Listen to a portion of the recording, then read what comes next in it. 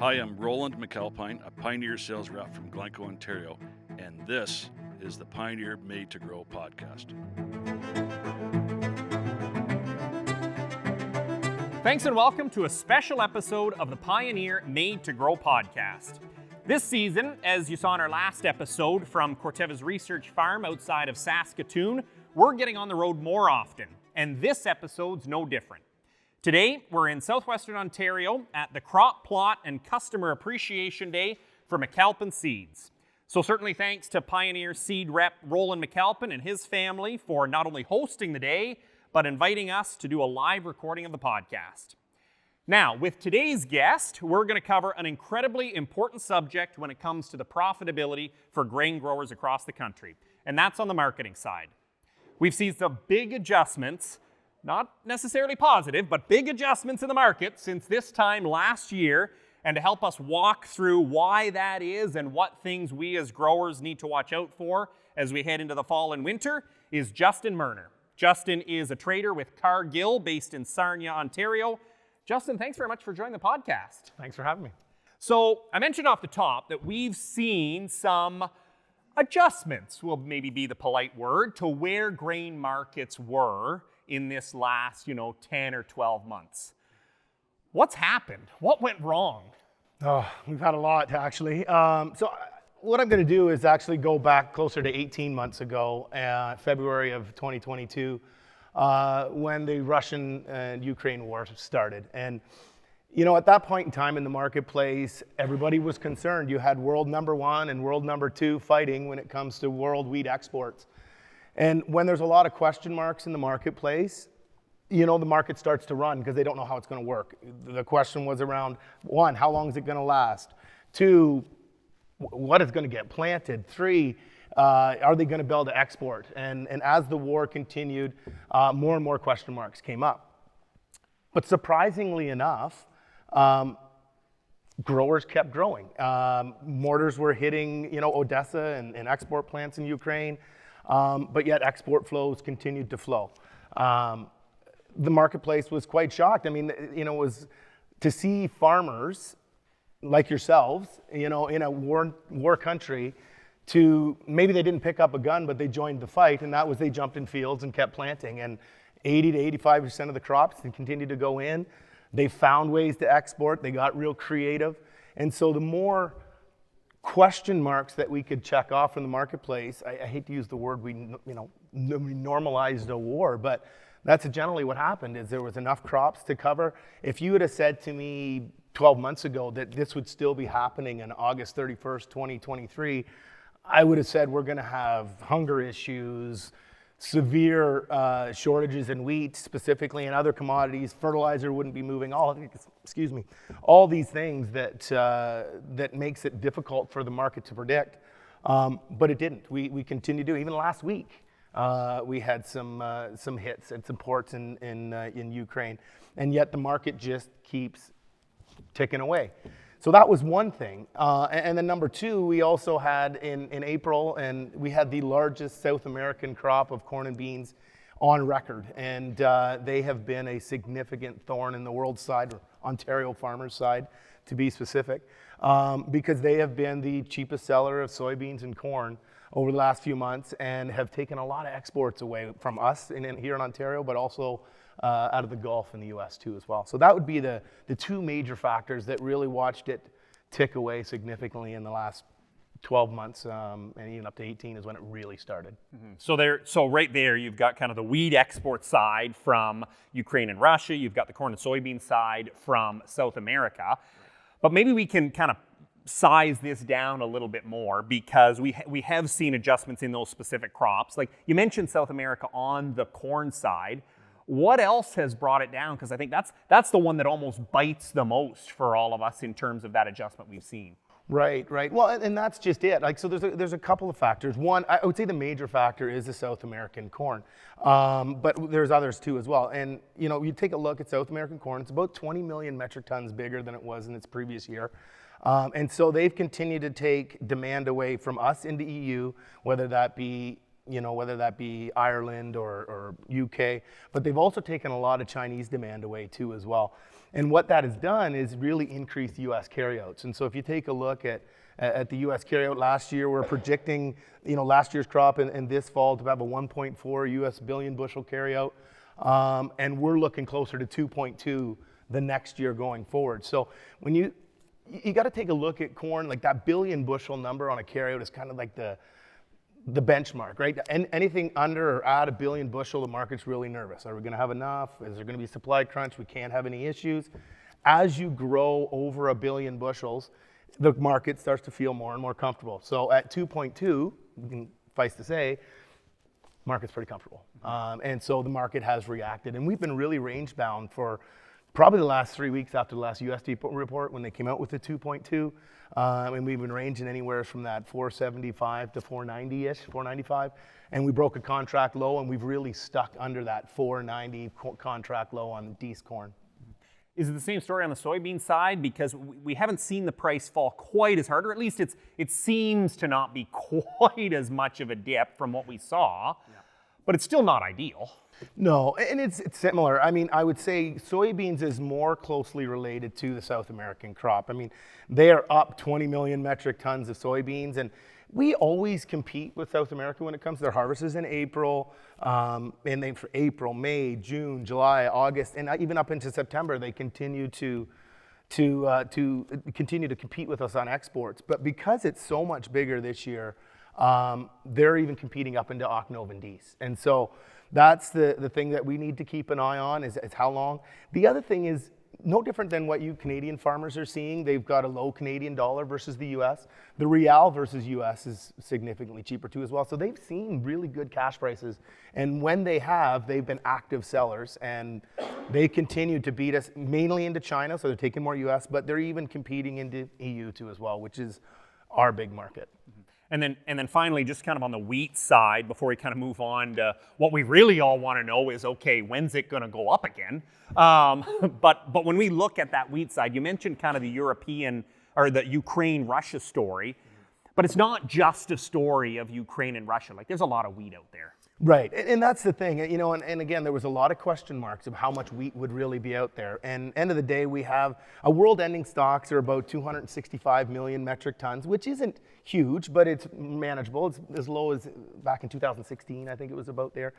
But we really haven't had a major growing issue in any country around the world. And if we talk specifically to Chicago and Ontario and the United States, we're talking about soft red winter, which is what 90% of us grow here.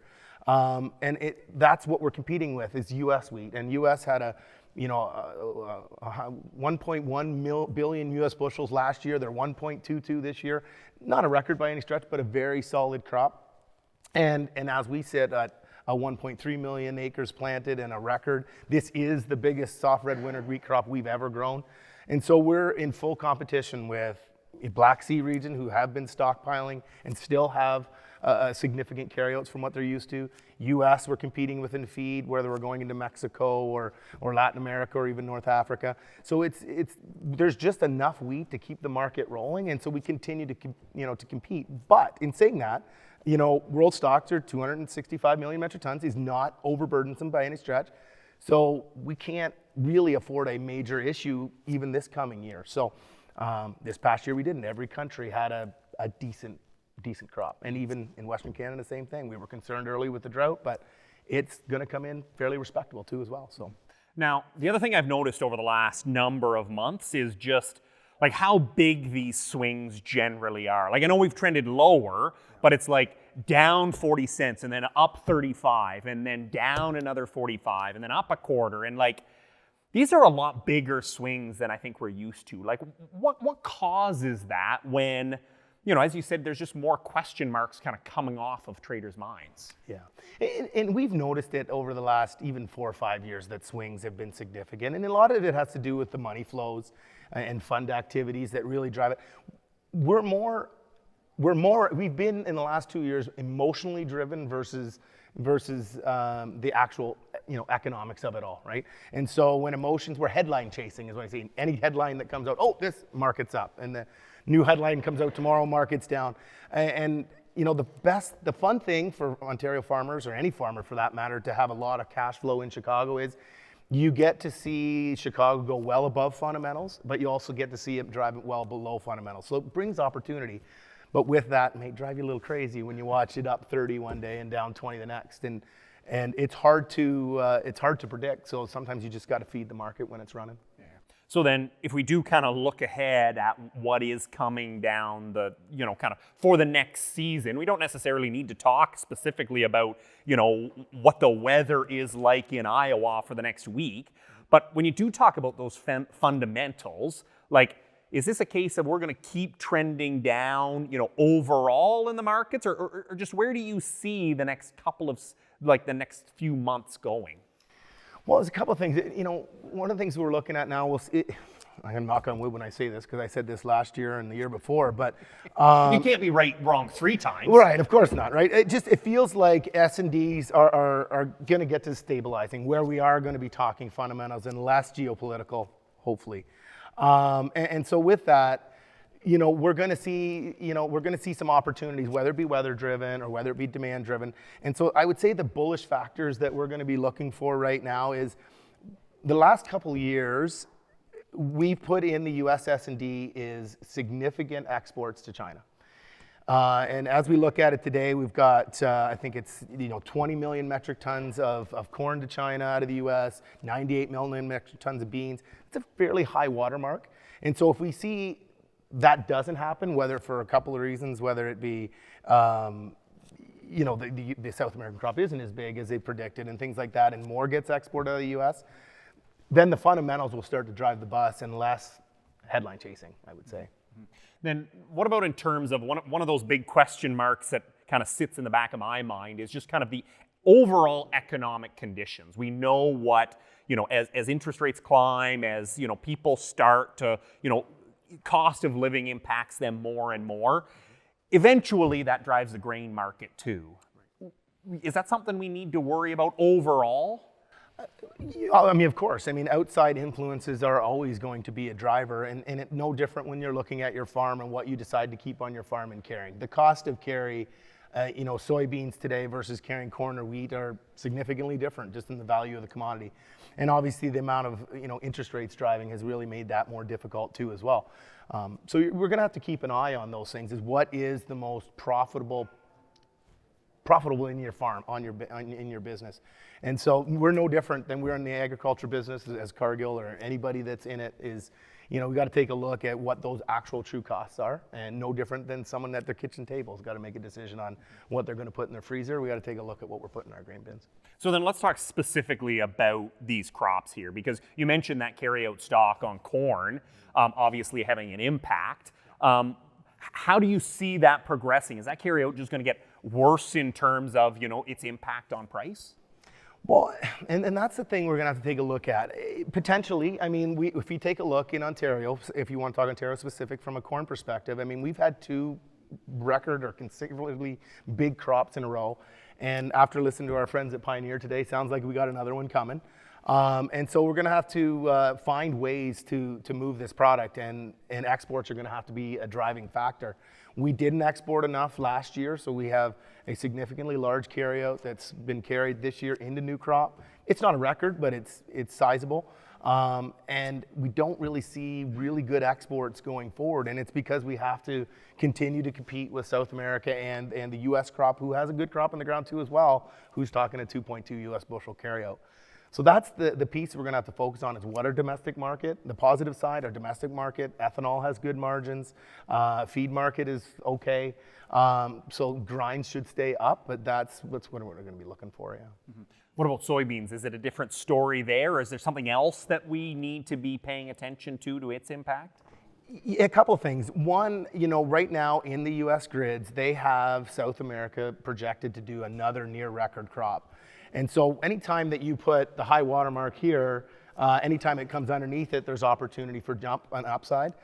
The other thing that we're going to have to really keep a close eye on, and I wouldn't say it's a red flag, but I would say it's a yellow one, is the Mississippi River, right? So we've got some water levels that are low, and a dry forecast in front of us. And if there is any market disruptions of not be able to get barges up and down to the Gulf, they're going to have to look at other alternatives, and that's good news for Eastern Canada.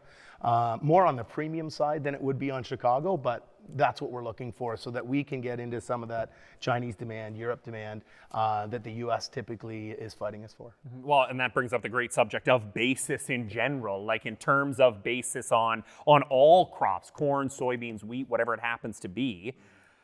You know, what's the, and I hate putting you in the position, what's the prediction? What's it going to do, Justin? But ultimately, like, what are some of these things that are going to impact it? You know, Mississippi's one. What are some of those other things that are going to make a difference? Well, the big one is finding demand, right? So we're going to have to, you know, a smaller South American crop would be very positive to us when it comes to the soybean front, and really just to be able to hit that demand on the export front. Margins in the crush plants are really good, so they're going to run full grind, which is good. But just finding homes is really what we're going to have to look for. So I would say our price discovery is always done in U.S. funds, and I would say our U.S. basis probably doesn't change a whole lot. I would say stays fairly consistent until December, when obviously the seaway closes, and then I'd be concerned again for soybeans in April when South America does come back online. But there is going to be opportunity up until then. And so when the export market comes looking, I make sure you're, you know, obviously I'm sitting from an exporter saying you should come looking, but depending where you sit, but you know, finding that demand is going to be positive on the bean side, and any little question marks that we have, we're going to try and exploit. Mm-hmm. Then just to kind of wrap up on specific crops with the wheat crop, obviously the big impact is still going to be Ukraine and Russia and just what happens there. But you know, it was interesting when you talked about the fact that all these wheat growing regions out there, nobody's had an issue, and that's why we've kind of, you know, slid under the radar and the price hasn't done much. Like, are we basically one kind of crop disaster in one region away from kind of a runaway on wheat, or where do you see it? I wouldn't say a runaway, but I would say there's opportunity, right? Because we aren't at a high level watermark. We're kind of in the middle kind of thing. But the one thing that we're going to have to really keep a close eye on it, and we talked about it today with the Pioneer Seed, talking about corn, where there could be opportunity is, and I hate saying this word, but and everybody's going to understand when I say it, is the V word, is vomitoxin in corn.